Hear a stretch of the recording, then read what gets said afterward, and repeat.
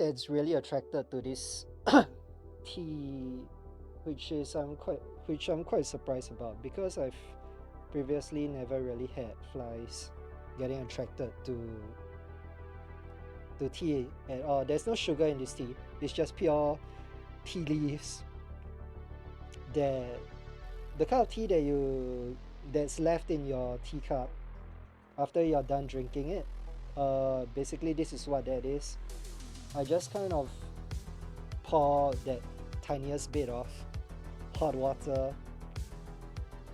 Oh yeah, and then after I pour that hot water, right, it just generates this very tiny amount of liquid, and that is good enough for me to use as a medium to paint, because with watercolor a little goes a long way, so I don't really need to produce too much pigment.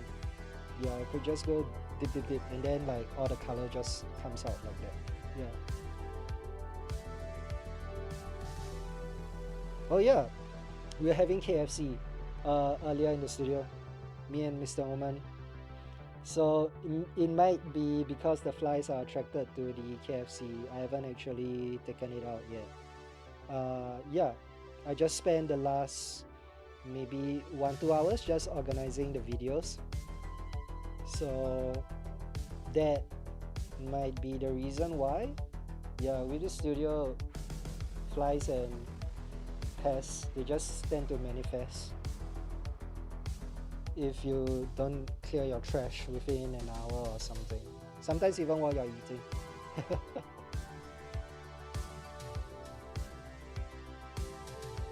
I should really do something about that. But it's just one fly. Just look back at the bin, there are no pests right now. They will be cleared. The bin will be cleared by the end of the day. By the end of this stream, really.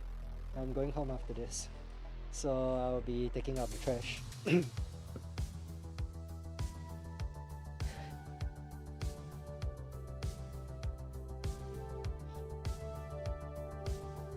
Alright, I'm liking the color so far. Yeah, the main point was to actually add more color to this, so yeah, I think I've got enough greens here and there to kind of roughly get a feel of like how dark I want to make my bird nest fern. So where was I in that story? Okay, so like I did that piece with like in Chinese New during Chinese New Year and all that, right, etc, etc, etc. Then after Chinese New Year, I was kind of thinking like I wanted to create a series of works that could showcase my identity, basically where I'm from, the things that I encounter. And so I started looking really at what was around me. So I noticed that here at the studio, I don't tend to go home too early, which is why like I will have to walk after. Basically, to get home from the studio, I have to change buses. But because I don't get home too early, by the time I get home, the bus service that runs after I take the initial bus, so like the one that I have to change to, that service has already ended. So I have to walk the rest of the way back. And on those walks back, I was looking, there's really nothing much to do in the night, so like I'm just like looking up at like the trees and stuff, and I was going like, oh wait a minute, actually here in SG, by the side of the road, we have a lot of these trees. Specifically, they are angsana trees, and on these angsana trees, they tend to grow in this their branches tend to curl, kind of like the way you see in this piece right here. They are not trees that grow very upright. They are not like Christmas trees. They tend to just, their branches tend to like curl left and right. And then I was like, oh, there's a lot of texture. Then I noticed like on almost every angsana tree that I was walking past on my way back, they have like these ferns growing on them. And the way these ferns grow on these trees for every tree, it's very unique. And I was thinking like, oh, this is a really common sight here in SG. And I think it's something I want to explore with this new technique that like I kind of rediscovered all the way back in like from like recently rediscovered again, even though it was from all the way back when I was still a student. So yeah, that is the story of why I am doing this. As an artist, I think it's very important to find your identity. This series of work is about me finding my identity through art.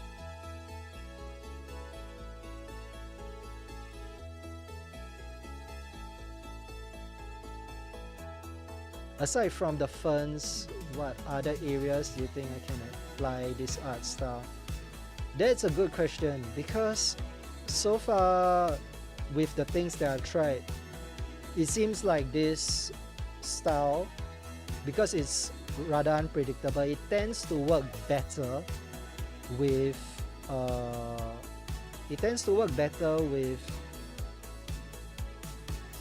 organic shapes, meaning like things like trees, not so much like man-made objects. Like there is this telecom's tower structure thing that I also see on my way back, but it's full of like poles and stuff, and it's all like straight and crisscrossing. Think of like an oil rig, and then you see all those like pipes and structures, right?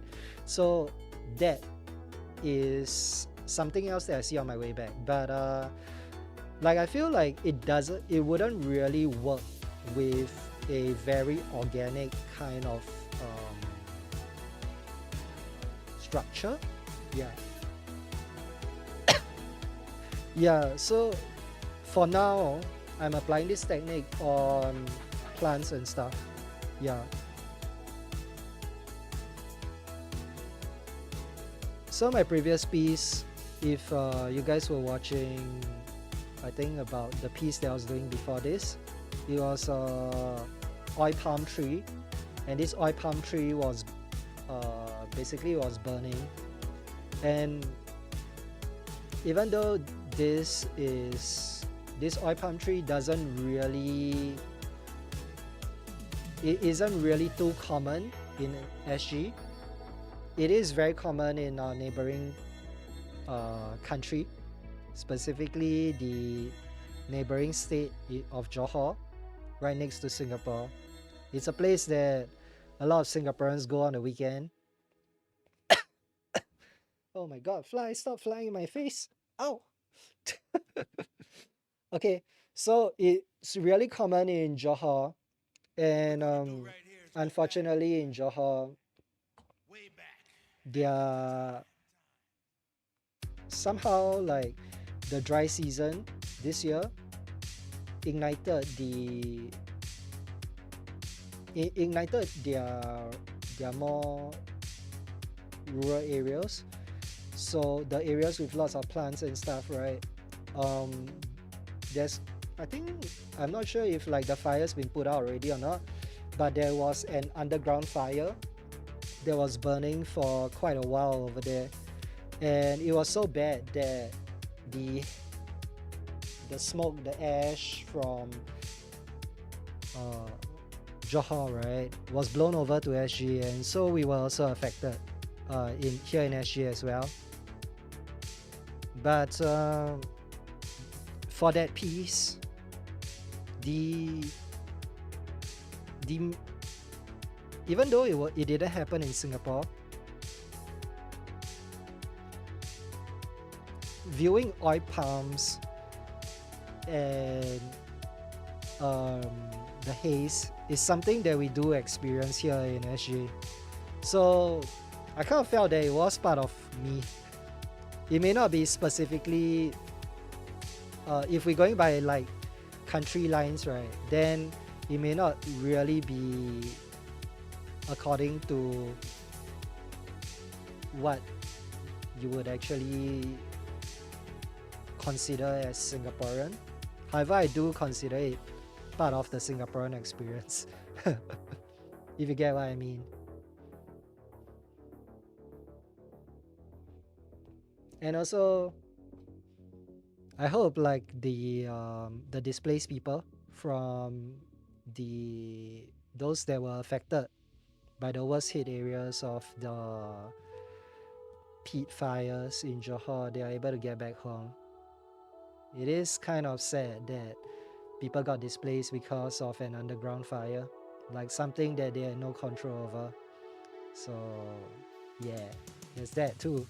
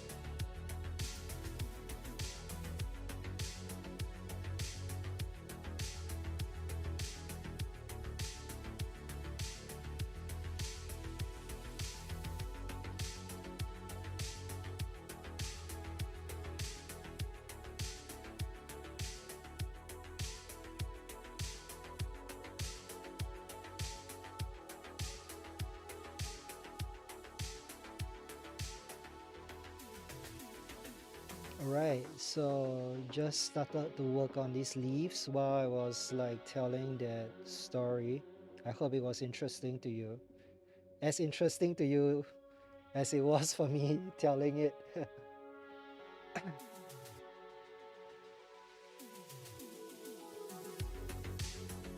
I made you sleepy. Alright. Uh I don't know, what time do you get off like playing with your friends?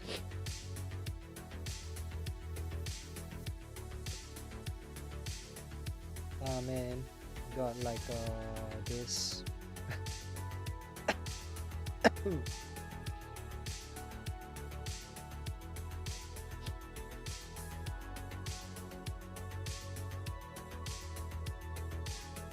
Yeah, but in terms of like me talking, I feel like I'm making like really good progress.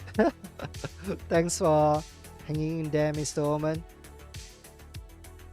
You know, speaking of like name drop and stuff, right? Like earlier, I accidentally name dropped someone in chat. I used to do that a lot because I didn't understand like Twitch culture.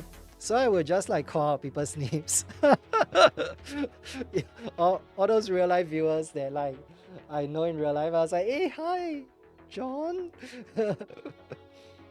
I didn't get why like people felt so like became so awkward around the whole thing. I was like, John, I just saw you last week. It's like, okay, I get it now. It was actually this one other very experienced Twitch streamer, if I can call her that. Names like Yuki Piaos, if you are listening and not playing Love and Deep Space, a game about like 5 boys that all try to vie for your attention. So if you are listening, Yuki Piaos, thanks for telling me not to name drop people in chat.